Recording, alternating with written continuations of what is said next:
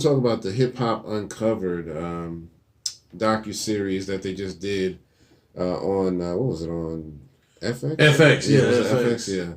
So FX been kind of stepping their game up here a little bit here lately, man. It's really good. It's 6 episodes. Each episode is kind of long. It's about an hour and a half. Which I'm gonna go back and see probably this weekend. I'm gonna get my shit together. Right. Mm-hmm. We'll catch a couple of them. Yeah, and it basically deals with, a lot of the support that a lot of rappers were getting from people who were really like gangster, really heavy hitters in the street. Like a dude named Bimmy, you got my man Haitian Jack, all these people who were kind of really considered gangsters. You had Deb, who was Waka Flocka's mom, and because Waka Flocka was saying that once he started seeing her influence in the street, he was like, well, damn, I didn't even know, she knew all these people and she was connected like this. Dang. You know what I mean? He thought he was like in the streets like that. He like, nah. Your mom, dang, your mom's out here thugging you. Yeah. Waka Flocka. Haitian Jack was up there. He talked about his influence coming out of Haiti and stuff like that. And he ran with a lot of rappers too because he had a heavy influence in the streets and stuff. And he talked about the Tupac incident as well. So I thought that was interesting. So I would recommend anybody go check it out. Let's see, who else was up there? Big U from the West Coast. He was like real big. He was like at that Suge Knight, level of, a gangster or whatever. Everybody was pretty much scared of this dude. You know what I mean? So he helped a lot of people like Corrupt. He brought Corrupt into the game. He did stuff with Snoop and, he was like, they were basically saying that a lot of rappers, when they couldn't afford to pay for studio time and stuff like that, they would depend on people like them to help them fund the whole situation. And, they would just have to pay them back. You needed somebody in your pocket who just had some funds and, might not have been, on the even keel funds, but, But the funds. But that's the thing though, like I think about this, man. Like most of the time people, us as African Americans, we're really disenfranchised. So like we don't have, like, what I'm saying, for instance, like a rock group. I'm not saying all rock groups are like that, but most of the time they can get, something, depending where they at, they can get along. Yeah. They can get along, or they can get their pops, oh, well, we got some money, to help y'all out to do this. Right. You know what I'm saying? Well, that's not always the case, for, black people that have been in the struggle and stuff. So, like, now, now it's like, okay, I don't have money. I want this to work. I don't want to be trapped in these streets. Okay? So, some, like the drug dealer was probably like, the white equivalent of like the rich uncle. Right. You know what I'm saying? Right. So like that way they could be able to fund and, be able to do their projects. And then when they, bam, they'll be able to pay back and stuff, So, but yeah, man, it's just, it's really unfortunate that, and I'm not knocking the drug dealer or nothing like that. Right. That's not what I'm doing. I'm just saying it's just that it's really sad that you don't, and see, that's another thing too, like, some of those people, like, their father got their inheritance and stuff, like, they don't really have to, some people don't necessarily have to pay that back. You know what I'm saying? It's just like, this is just given. Yeah. And like with the drug, with the drug dealer, not knocking him. I mean, I'm knocking them. It's good that they in that position to be able to do that, but it's just like, man, it's kind of like, if you don't pay them back, something, you're going to get fucked up. Exactly. So, because what's the, what was it? Remember they said, who was it? Ja Rule and Fat Joe got kidnapped. Where they in Africa or some shit. DMX was talking about that too. Like, I seen it. You know what I'm saying? So, I mean, I didn't get kidnapped. You know what I mean? Yeah, them niggas got kidnapped. Right. But hey, I mean, they weren't kidnapping them in a traditional sense, but they basically would not let them leave. Yeah. So they were kind of holding them a little bit on the hostage tip, a little bit like, you can't leave because the people want you, and we got guns, so damn, put two and two together. Yeah, I wouldn't leave either. Yeah. Well, nigga, I'm staying. I guess I'm staying. I guess so. But yeah, so I definitely recommend going to see Hip Hop Uncovered. Like I said, it's a 6-part series, and each episode somewhere around an hour and a half, and it's definitely worth your time. But let's talk about the Biggie documentary a little bit. It's called "I Got a Story to Tell," and it really goes back to his childhood and gives you more of that background information. And I really liked it because this is the first time they really give you some feedback from his Jamaican roots. You meet his grandmother. I didn't even know she was still alive. She's still alive. He got an uncle in Jamaica that was like his favorite uncle, and they said when he was a kid he used to go back and forth to Jamaica, like maybe on the summer in between school years, and he would go down there and just soak up the culture. You know what I mean? Because that was the roots for his family. You know what I mean? So I thought it was really good. What did you think about it? I think what was great about it is really getting to see like the essence of like, this is Biggie, this is who he was. Right. You know what I'm saying? This is when, we say, Christopher Wallace.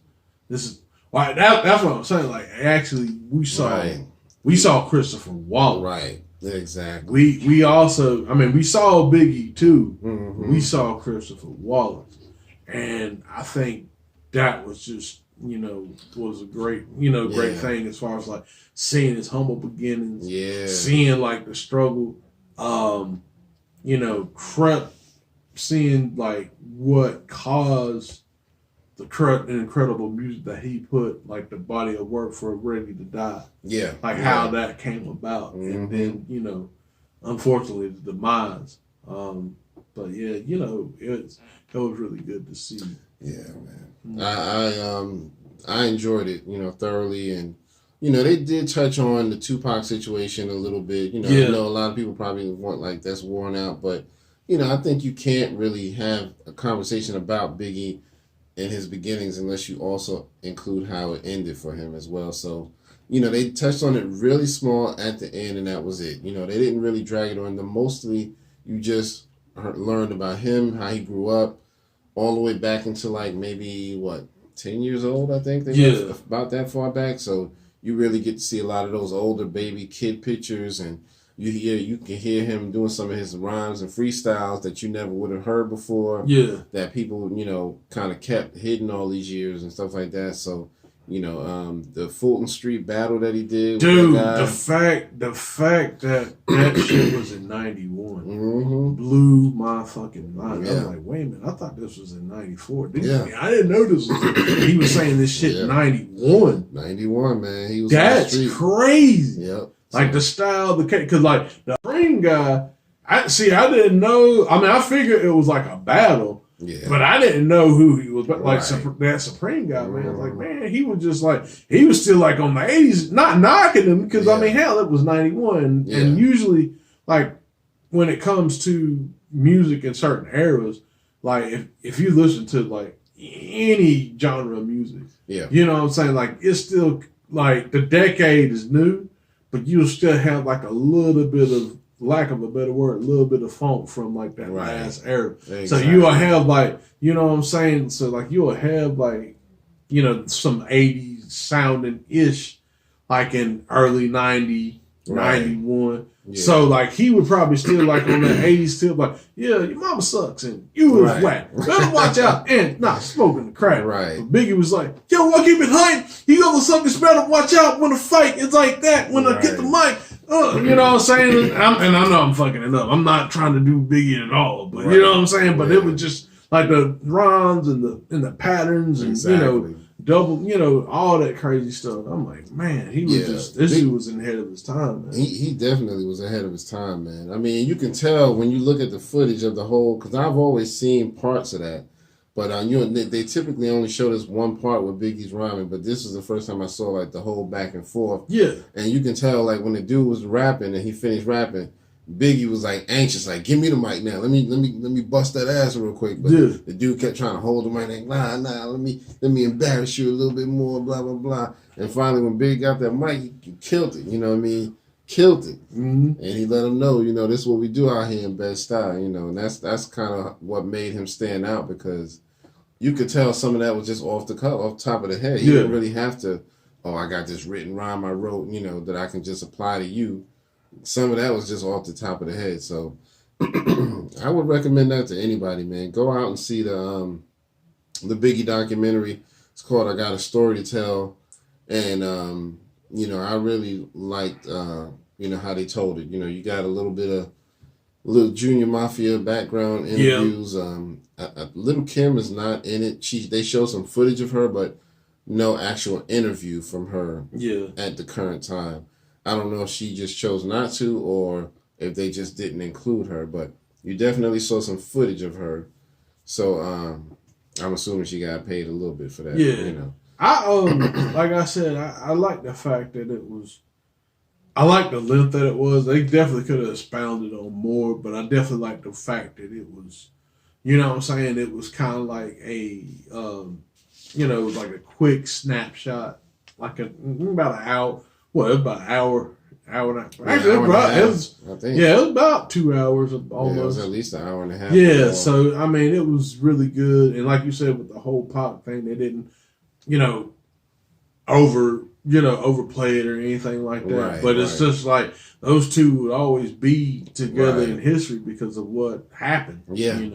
You can't talk about one without talking about the other, man. Yeah. So, it's a chapter in hip-hop history that's significant, but, we don't want to dwell on it too much, you know what I mean? Because we're past it, but still. But yeah, I mean, other than that, I really just like how they put it together, the whole documentary. And, it wasn't really like boring or anything like that. Nah, it definitely kept you glued in. You hear a lot from Miss Wallace too. One thing I will say too, I'm with Puffy and stuff. I mean, I know he gets a lot of flack, but going back to like, with Hip Hop Uncovered, you had like the rich uncle, what I'm saying, the drug dealer playing like the role of the rich white uncle. Yeah. I think it was interesting to see, like, not necessarily like Puffy had like the money at the time, right? But the fact that like, this is a Harlem nigga.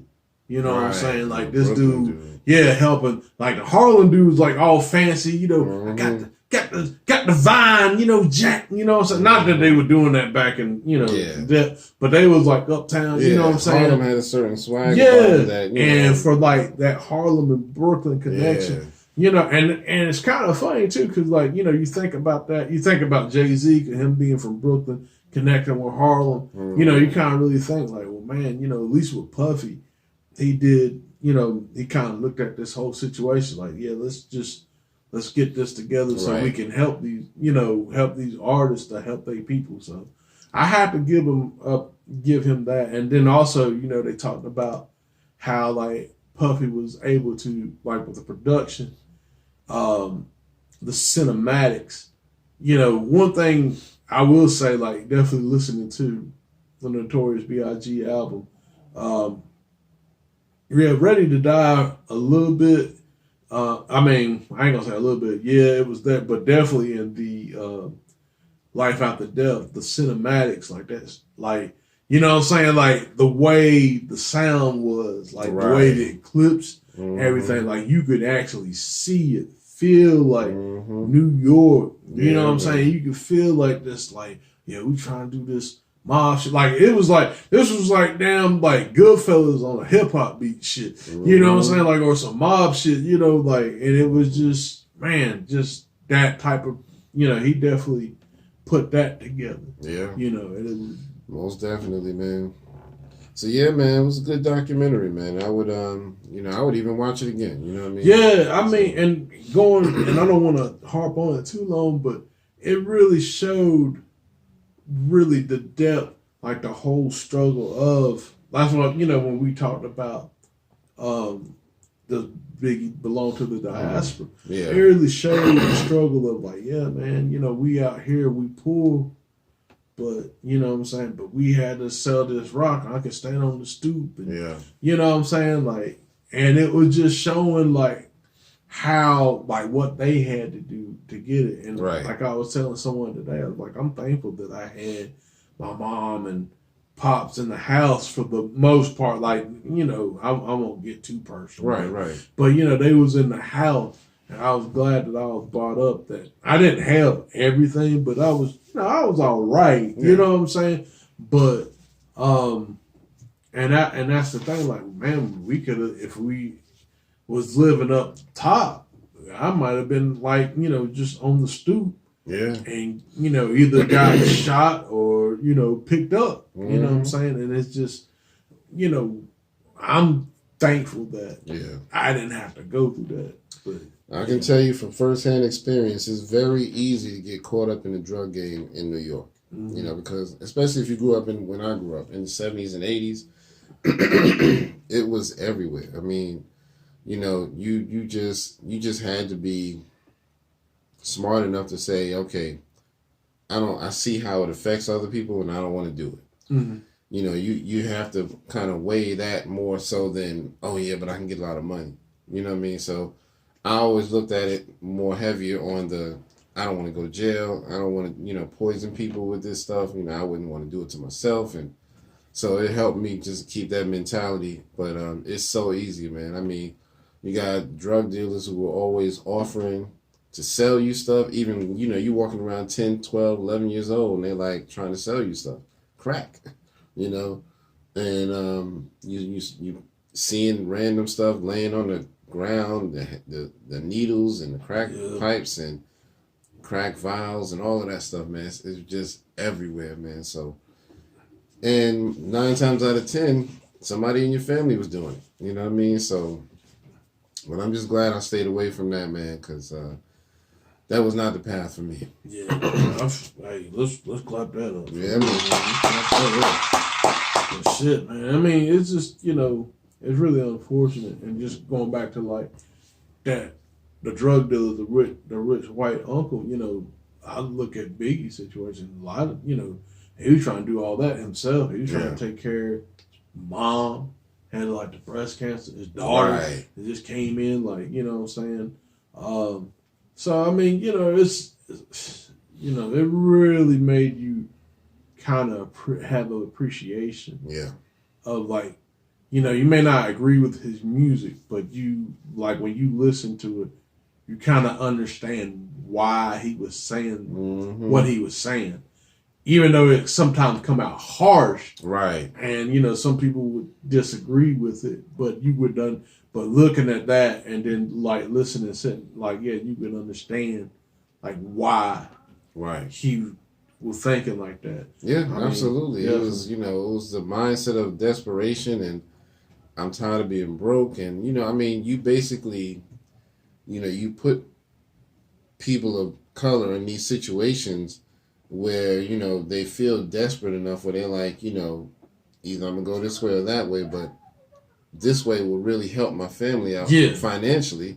So, you know, even though it's wrong, I don't want to be a bum on the streets either. You know what I mean? So I get it. You know, his mom's was like, basically saying that he told her, you don't want to listen to my music. And so she didn't. But a friend of hers bought a copy of his CD and told her, she was like, oh, your son's album got so much profanity. And she was like, what? Because she didn't know. She just knew he told her, don't listen to it. And so I thought that was really interesting. And then she said she finally did listen, but she listened one time and then she put it down. She was like, yep, I just needed to hear it one time and that was it. And she was like, you know, said it kind of made her mad, some of the stuff, but, you know, she got past it, you know what I mean? Yeah, that's one thing. Another thing, too, that, you know, before he passed, he was trying to go back to Cali. But, you know what I'm saying? One thing I always think about that whole thing, like, man, Pac was 25. Biggie was 24. These dudes, they were young. And the influence and the grip they had on the world. Also the maturity. Even though Pac was a, lack of a better word, loose cannon on certain shit. He still had the maturity of, like, sitting back and observing things. Like, Biggie was like, look, man, you know, I'm gonna go out here to Cali. I'm gonna try to make it right.